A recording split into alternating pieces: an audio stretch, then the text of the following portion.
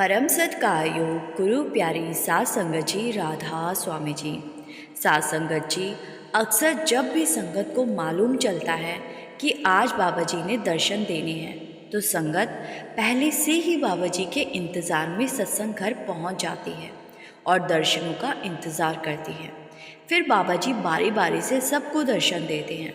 लेकिन आज जो मैं आपको बाबा जी की बात बताने जा रही हूँ वो सुनकर आपका बाबा जी के लिए प्रेम और भी ज़्यादा बढ़ जाएगा।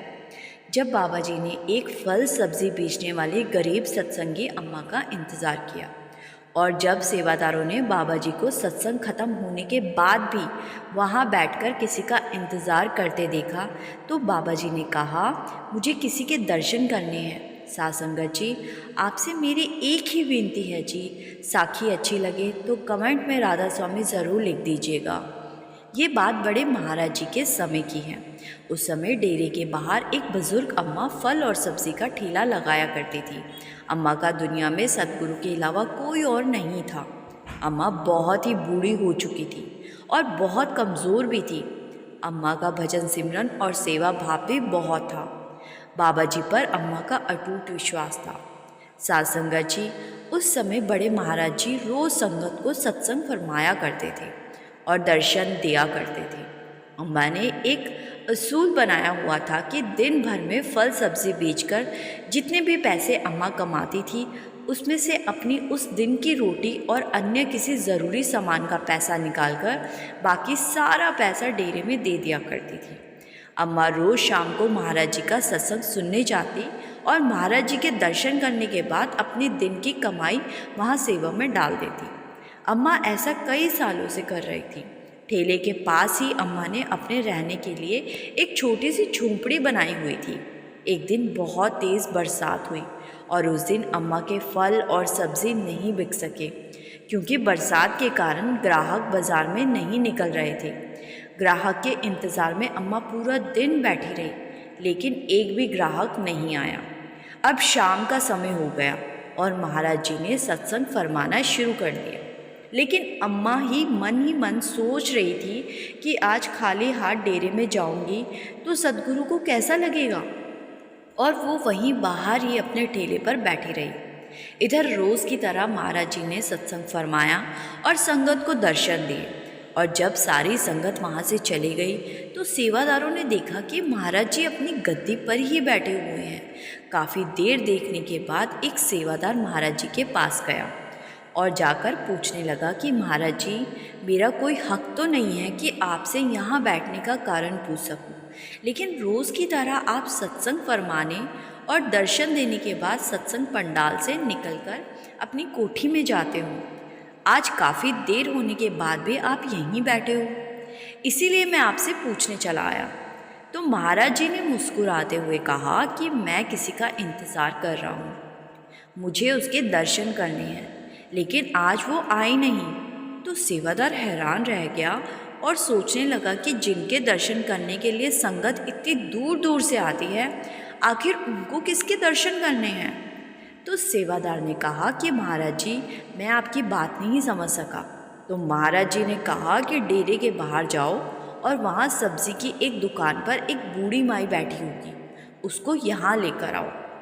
तो सेवादार ने महाराज जी का हुक्म माना और डेरे के बाहर जाकर बूढ़ी अम्मा को साथ चलने को कहा। बूढ़ी अम्मा थोड़ा हिचकिचाते हुए कहने लगी कि आज मेरे पास सेवा में डालने के लिए एक भी पैसा नहीं है। तो सेवादार ने कहा कि तो क्या हुआ, अगर आपके पास पैसे नहीं हैं आप मेरे साथ चलिए, महाराज जी आपका इंतज़ार कर रहे हैं। जब अम्मा ने ये बात सुनी कि महाराज जी उसका इंतज़ार कर रहे हैं तो वो भागती हुई डेरे के अंदर गई और सत्संग पंडाल में जाकर देखा कि पूरा पंडाल खाली है और सिर्फ महाराज जी और कुछ सेवादार वहाँ मौजूद हैं।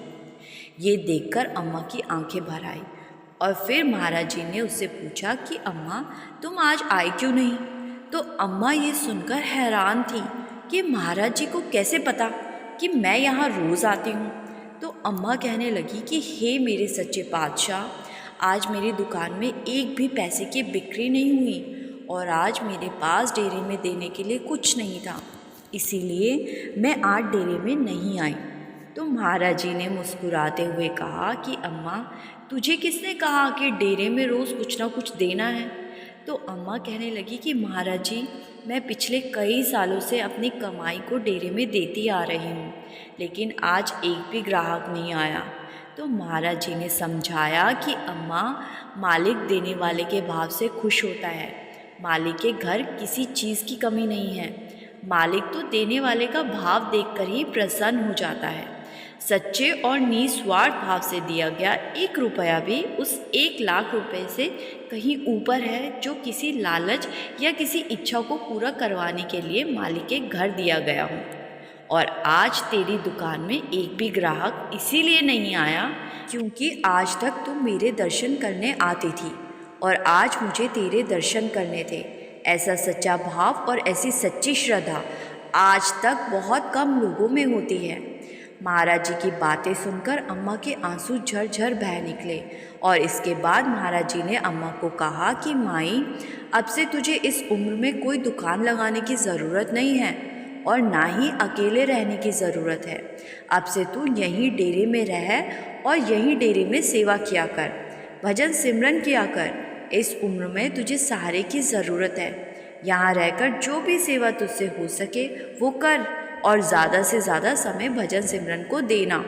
फिर महाराज जी ने वहीं डेरे में रहने वाली एक बीवी को बुलाया और कहा कि ये अम्मा मेरी माँ जैसी है, इसको यहाँ कोई दिक्कत नहीं होनी चाहिए। तो बीवी ने कहा कि महाराज जी, ये तो मेरे भाग है जो आपने मुझे इनका ध्यान रखने के लिए चुना। मैं इनका खूब अच्छे से ध्यान रखूंगी। इसके बाद अम्मा वहीं डेरे में रहने लगी और वहीं रहकर लंगर घर में अम्मा की ड्यूटी रोटी बनाने की सेवा में लगा दी गई। साध संगत जी, ऐसे होते हैं पूरन गुरु। हम सोचते हैं कि सिर्फ हमें ही अपने सद्गुरु से प्रेम है और हम ही अपने सद्गुरु की फिक्र करते हैं। पता नहीं सद्गुरु भी हमसे प्रेम करते हैं या नहीं। आज की साखी में आपने समझा कि जितना प्रेम भाव हमारे अंदर अपने बाबा जी के लिए है, उससे ज़्यादा प्रेम भाव बाबा जी के अंदर हम सबके लिए हैं। बाबा जी हमारी पल पल की खबर रखते हैं और हमारे लिए जो सही होता है वही हमारे लिए बाबा जी करते हैं। इसीलिए हमें कभी भी इस बात पर संदेह नहीं करना चाहिए कि सद्गुरु हमारी संभाल करेंगे भी या नहीं। साध संगत जी, इसी के साथ मैं आपसे विदा लेती हूँ। आपसे फिर से विनती है जी, साखी अच्छी लगी तो कमेंट में राधा स्वामी लिखना मत भूलिएगा। और अगर आपको बाबा जी की साखियाँ सुनना अच्छा लगता है तो इस चैनल को ज़रूर सब्सक्राइब कर लीजिएगा। यहाँ पर हम हर रोज़ प्यारी प्यारी साखियाँ अपलोड करते हैं। गुरु प्यारी साध संगत जी, राधा स्वामी जी।